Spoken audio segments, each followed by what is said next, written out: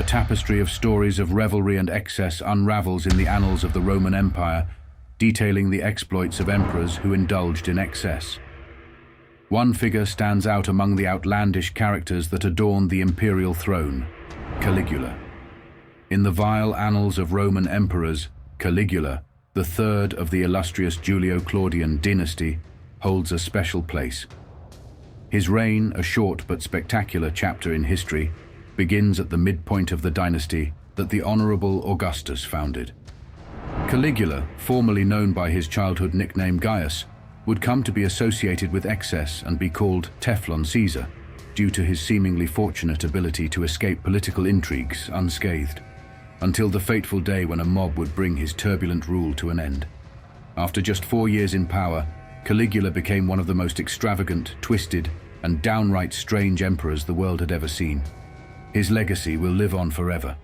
Here we will explore the prism of Caligula's most outrageous tales and outbursts, creating a vivid picture of an emperor whose inclinations went beyond reason and decorum. He was intimate with his 3 sisters.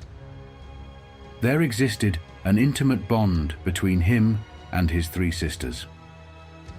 The boy who would become king had a very cunning mother named Agrippina the Elder, but unfortunately she ran afoul of Tiberius, the Roman emperor. Tiberius got tired of Agrippina's cunning and had her executed before systematically dismantling her remaining family. Caligula's father died when he was a small child. Not that Nero was exiled for treason, the middle brother, but Caligula's elder brother Drew claims that after Caesar's death in exile, Caligula was effectively Emperor Tiberius's prisoner, living with his 3 surviving sisters. Perhaps this is why he started having public affairs with each of them. According to Suetonius, at a big banquet, he arranged his sisters one beneath the other, with his wife reclining above them. It is said that when he was still a minor, he violated Drusilla and his grandmother Antonia, whose home they were raised in company, even caught him lying with her. He slept with anyone and everyone. He slept with everyone, and everyone seemed to be more anxious to sleep around the more power he gained. Several historians, including Suetonius, claimed that Caligula had no regard for chastity, either of his own or of others, and he was accused of having both active and passive homosexual relations with Master the comedian, Marcus Lepidus, and various foreign hostages. Additionally, a young man from a consular family named Valerius Catullus publicly revealed that he had bugged the emperor and quite warned himself out in the process. The point is that Caligula was very open about the fact that he'd go after anyone who excited him, which was pretty much everyone. He threw lavish adults-only parties. He hosted expensive events for adults only. When he felt like throwing a party, he hosted extravagant events for adults only. One of Caligula's villas with marble floors would become his own Roman equivalent of Studio 54. He would enumerate hundreds of strangers from all social classes, ply them with food and wine, and have professional musicians play background music to set the mood, while both male and female prostitutes mixed with the guests. He disrobed and described his partners in public. He undressed and talked about his partners in public. Caligula would approach a young Roman noble couple he had invited to the party. He would pick the member of the couple he found most attractive, either male or female, and he would examine them as if evaluating a piece of livestock up for auction. He would pull off their clothes to show them to the public, and he would make loud comments about their appearance. After that, he would take the young noble person into his private quarters and defile them. Finally, he would return to the party to give his guests an informed rundown. He once chopped a slave's hands off mid-party. He once severed the hands of a slave. Caligula was a man who changed things quickly. Additionally, he was somewhat of a sociopath who took pleasure in manipulating his guests' minds at a party where he was said to have laughed tenderly to himself. When questioned about what made the emperor respond, "I could have all of your things if I just nodded once to my guards." Cutthroats at another gathering Caligula captured As a result of his slaves taking silver from him, Caligula severed the man's wrists, and after that, had him borne around the gathering so that every guest could see the excitement up close. He ended people's lives for staring at his bald spot. He killed people for gazing at his bald spot because he cared so much about other people's appearance. Caligula was a thin, pale man with thinning skin on top, who had a reputation for being pretty hairy everywhere else. Despite this, he was able to ensure that he was respected by anyone who happened to catch him looking down from a high place, and by threatening to strike anyone who mentioned the word goat in front of him. Caligula was also very interested in making sure that those around him were intimidated. And it is said that he practiced making terrible and fearsome faces in front of a mirror. He fancied himself a living god.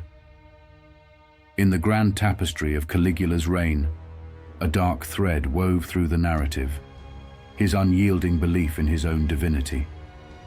As if touched by the divine, Caligula's conviction in his godhood grew stronger with each passing day. The eccentricity reached new heights when he issued audacious orders to artists across the empire. Every Greek monument that had gained notoriety for its artistry was to be brought before him.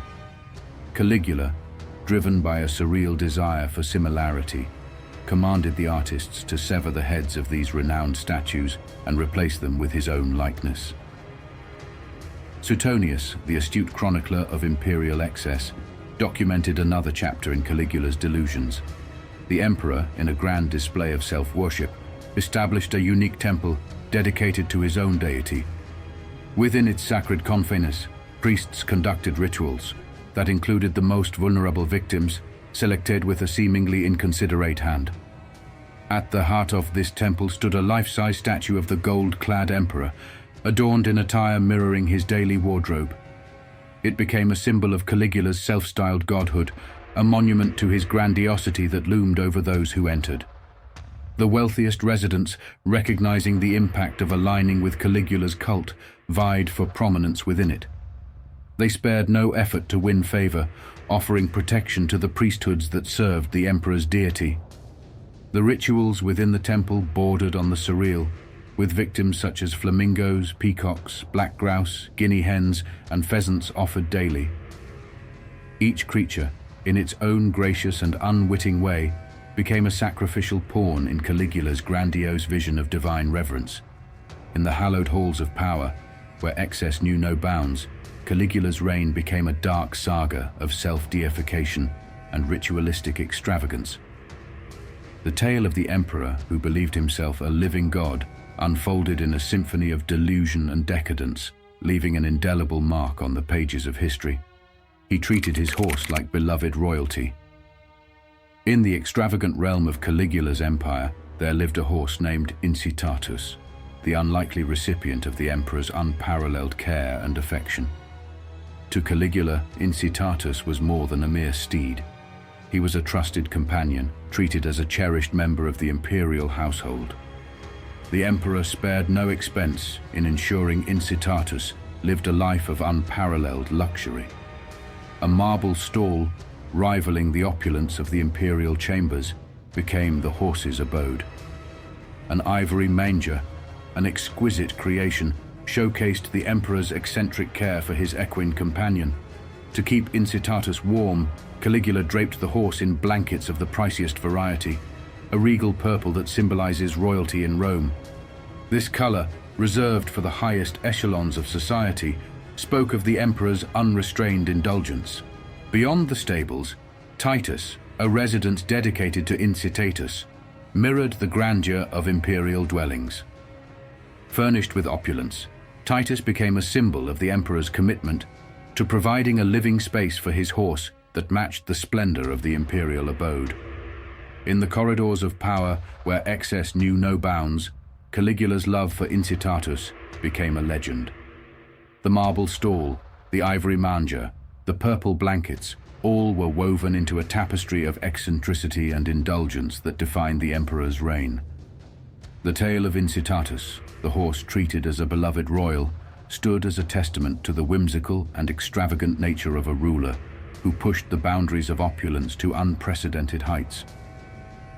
After he was ill, in the annals of Caligula's tumultuous rule, a significant turning point emerged with an unexpected twist of fate, his sudden illness shortly after ascending the throne.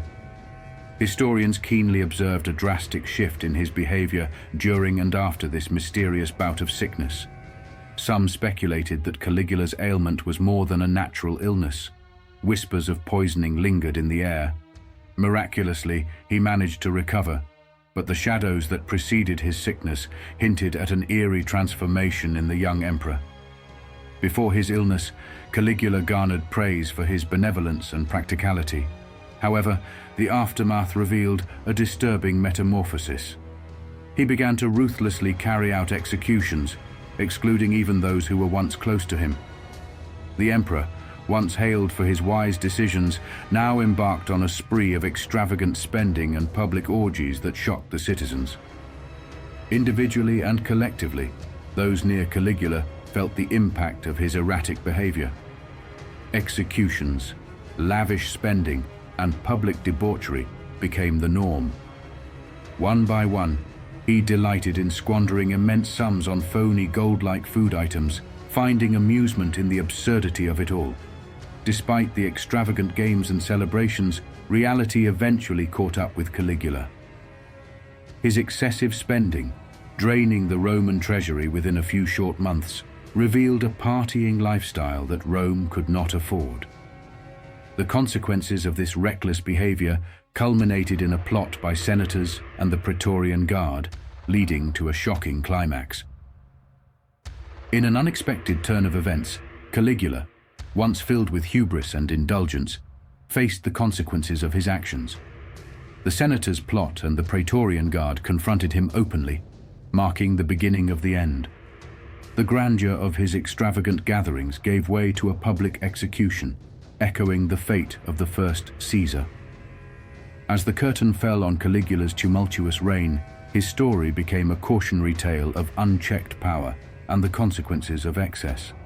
The whispers of his strange illness and the subsequent descent into madness left an indelible mark on Roman history, reminding future generations of the fragility that accompanies absolute rule.